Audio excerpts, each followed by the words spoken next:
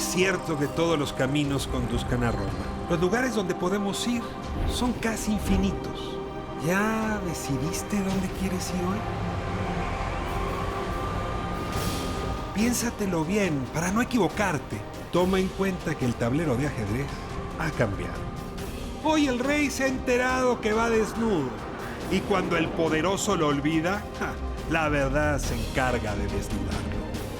Hay que tener talento para pensar fuera de la caja, para combatir los prejuicios, los ajenos, pero sobre todo los propios. Cada quien posee una pieza única del rompecabezas. Por eso intentamos dialogar, para armarlo juntos. La palabra nos libera y la conversación nos empareja. Aquí no hay lugar común. Esta noche no hay lugar común. Tiene a Jaime Alfonso Sandoval, que es un escritor mexicano dedicado fundamentalmente a la literatura para niñas y niños. Me da muchísimo gusto tenerte aquí.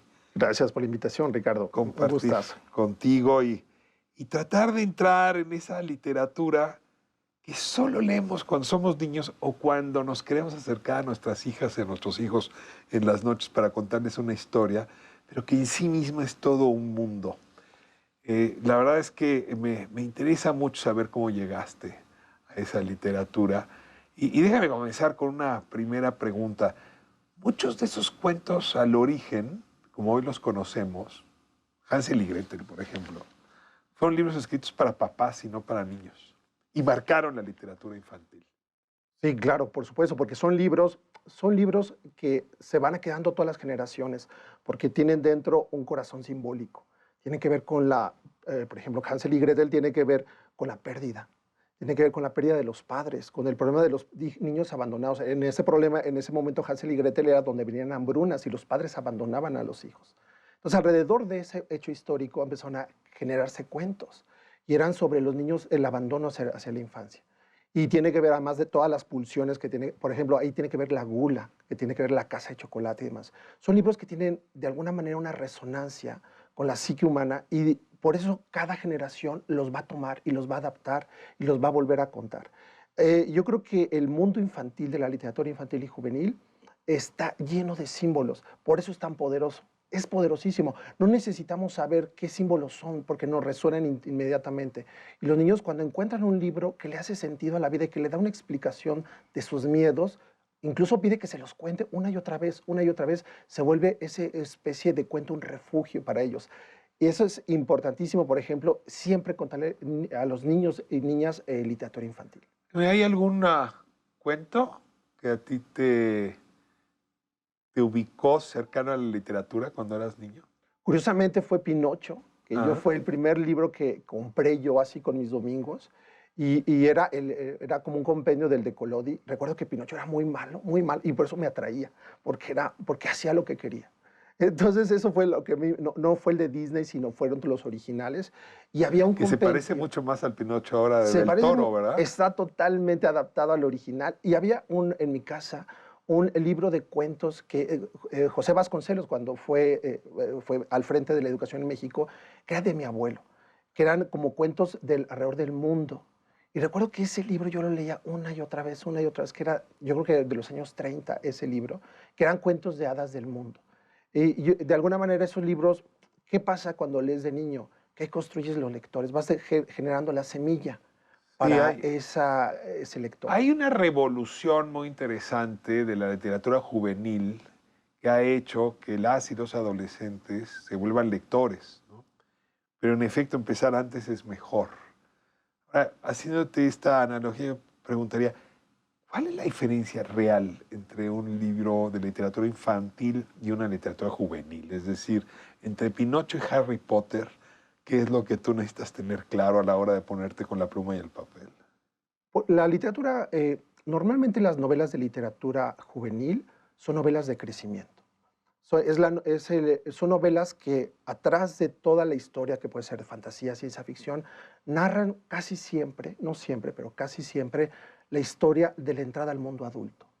que es dejar ese mundo infantil y entrar al mundo adulto, que es terrorífico para muchos adolescentes, y es empezarte a ser, por ejemplo, responsable de tus actos, empezar a encontrar el amor, empezar a encontrar las pulsiones adultas. Y es justo ese libro. Entonces, los libros de literatura infantil y juvenil son libros de trayectoria. Y la trayectoria que todos los que somos adultos la pasamos es ese viaje iniciático. Son viajes iniciáticos a la adultez. Y tú lo puedes montar con una historia de fantasía, lo puedes montar con una historia de legendario, lo puedes montar con una historia de ciencia ficción en el futuro, pero Es un libro de viaje. son novelas de un viaje que es un viaje iniciático que tenemos todos, que es el viaje a la adultez. Si te pongo a escoger, sigues prefiriendo la literatura infantil.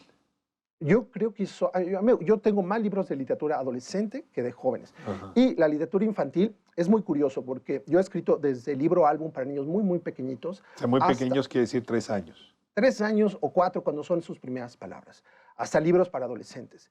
Y curiosamente, los libros más complejos son los extremos de este mundo de literatura infantil y juvenil.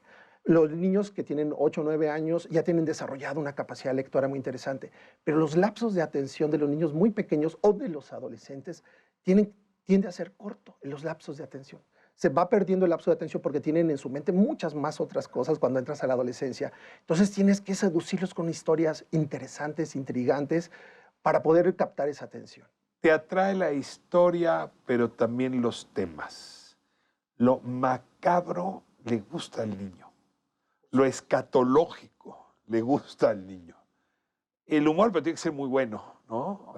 Le gusta al niño. Es decir, ¿dónde están esos tópicos que te ayudan a enganchar y que luego pues, te van constituyendo como individuo? Yo siempre intento volverme, al momento de estar escribiendo, volver a ser niño, volver a ser adolescente. Creo que lo primero que evaden los niños cuando empiezan a notar una lección atrás del cuento de la historia. Dicen, me están contando esto para que me porte bien con mi hermanito. Cuando hay como una cuestión didáctica y cuando dicen, eso vamos a hablar de otras cosas, vamos a hablar de lo que te gusta, vamos a hablar del primer amor, vamos a hablar del miedo, vamos a hablar del horror, del terror. Porque hay un lapso en el crecimiento de los niños que les gusta mucho el terror. Porque es en el momento donde obviamente el mundo es atemorizante. Pero hay una forma de procesar el miedo que es a través de los medios o de la literatura. Y cuando tú procesas el miedo... El terror como instrumento para gestionar lo que te asusta. Por supuesto. Y saber que tú puedes soportar el miedo y que puedes decir, no me abruma ni me paralizo si yo lo puedo superar.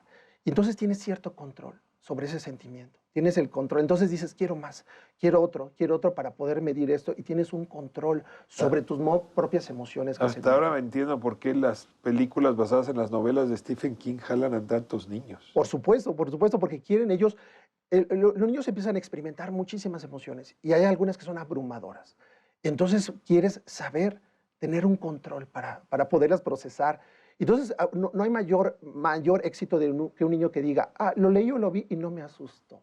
Porque eso quiere decir que tuvo control. Que a lo mejor tuvo tantito miedo, pero lo terminó. Pregunto ahí si hay un cruce de género. ¿Nos gusta lo mismo a los niños que a las niñas? Yo creo que sí. Yo creo que hay un punto que es totalmente general. Y además, hay temas que son totalmente universales. Que pueden pasar siglos.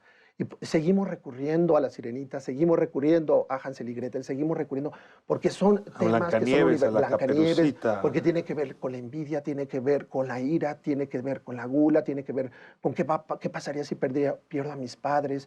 Entonces, esos miedos seguramente van a seguir existiendo en el siglo XXI, XXII, XXIII, XXIV, si hay mundo, evidentemente, porque esas son pulsiones del ser humano.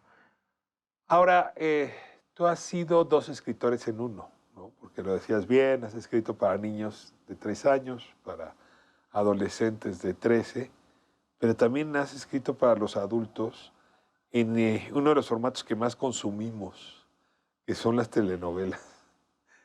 Eres guionista, has comido, también has llevado pan a tu mesa con el guionismo de telenovela. Cuéntame un poco cómo cohabita dentro de ti, Jaime, estas dos personalidades. Pues escribí telenovela política que se usaba mucho hace unos años, que eran esas telenovelas que aquí tuvimos muy buenas. Había unas excelentes telenovelas políticas, pero a mí el mundo del guionismo lo que me da es una estructura. Lo que me estás diciendo es que ahora el guionismo le está haciendo servicio a la literatura. Pues yo he usado todas las herramientas del guionismo de televisión para pasarlas a mi escritura, a mi oficio. ¿Hay algo del personaje que nos llamó la atención de niños que nos vuelve a llamar la atención cuando somos adultos? Es decir, la mala de cuento está basada en la madrastra de Blancanieves, o el bueno está basado en el príncipe de Encantada. Claro, es que todos tenemos las pulsiones del bien y del mal, y cuando son literatura infantil y juvenil tienes que diferenciarlos. Tienes que diferenciarlos para saber este es el bien No puede y este haber es el matices. mal. Los matices se van haciendo más complejos en la literatura juvenil y la literatura adulta. Ya te das cuenta Como que Pinocho, ¿eh? o Pinocho mismo, que te das cuenta que tiene que alcanzar ese proceso para saber decidir qué es el bien y qué es el mal, y a dónde lo lleva un camino y a dónde lo lleva otro camino. Hay gente que tiene nariz para saberlo y otros que no. Es una muy buena técnica. Pero en efecto, la literatura se va volviendo más compleja o los símbolos se van transformando. Entonces, obviamente, también el humor, por ejemplo, el humor para niños pequeños, tú no puedes hacer un texto irónico si no lo van a captar. Y la ironía conecta muy bien con los adolescentes. Cuando usas mucho un texto irónico, porque claro, están en la edad que están cuestionando todo. En la rebelión. Justo están cuestionando todo, están cuestionando el mundo, están cuestionando su familia, sus padres, su madre, todo el mundo, porque es la edad de cuestionarse. Y cuestionarse a sí mismos además, y y a todo el mundo los cuestiona además. Entonces la ironía conecta muy bien con los lectores adolescentes. Jaime Alfonso Sandoval acaba de publicar, reeditar sus cuentos, una trilogía. Traes obra que sigue andando después de 25 años. Te pido un momento de anuncio publicitario de tu obra para que después de escucharte, quien sea entusiasmado y vas a ver que son muchas y muchos, vaya a comprar tus libros. Claro que sí, pueden encontrar, para los que van iniciando, yo les sugiero un libro que se llama Tiempos Canallas. Es un libro de fantasmas, de crecimiento, que es editorial Océano. Ahí se la van a pasar muy bien. Es un libro corto que solo en ese libro se cierra la historia. Se desarrolla en la colonia Roma en dos épocas, que es la época 1942, cuando México entra a la Segunda Guerra Mundial, y en 1987, 2 años después del terremoto. Es un edificio que guarda la memoria de toda la gente que ha vivido ahí, quiere decir fantasmas. Eso, si les gusta ese mi universo, ya les digo, bueno, entonces pásense al Premium, que Premium por el número de páginas, que son 2.200 páginas, es una tetralogía, era una trilogía que se volvió una tetralogía, que se llama Mundumbrio. Hagan de cuenta que es un Harry Potter latinoamericano. Mundumbrio es un Harry Potter latinoamericano, porque es una cuestión de crear un mundo alterno abajo de nuestro mundo. Es un proyecto que también, el primero me llevó 10 años hacerlo, que es Tiempos Canallas, el segundo me llevó 15 años hacerlo, pero estoy ahí porque yo lo disfruto. Y además escribo para niños y jóvenes porque siento yo que si genero el gusto en un niño o una niña, alguien que lea, normalmente haces un vínculo emocional con los libros. Si lo consigues, nunca vas a perder ese vínculo. Siempre va a quedar ahí pendiente. Y el libro nunca va a ser un objeto ajeno a ti. Entonces, para mí es importante, más allá de si escribo para adultos, siempre escribir para niños y jóvenes, porque quiero generar esos lectores, no del futuro, sino del presente. Pues si usted no lo ha leído, nada más de oírlo hablar dan ganas de leerlo. Muchas gracias a Jaime Alfonso Sandoval por esta conversación. Contigo no hay lugar común, y gracias por aportarnos lugar común al mismo tiempo. Gracias. Nos vemos próximo sábado, 11 de la noche, aquí en ADN 40. Aquí no hay lugar común.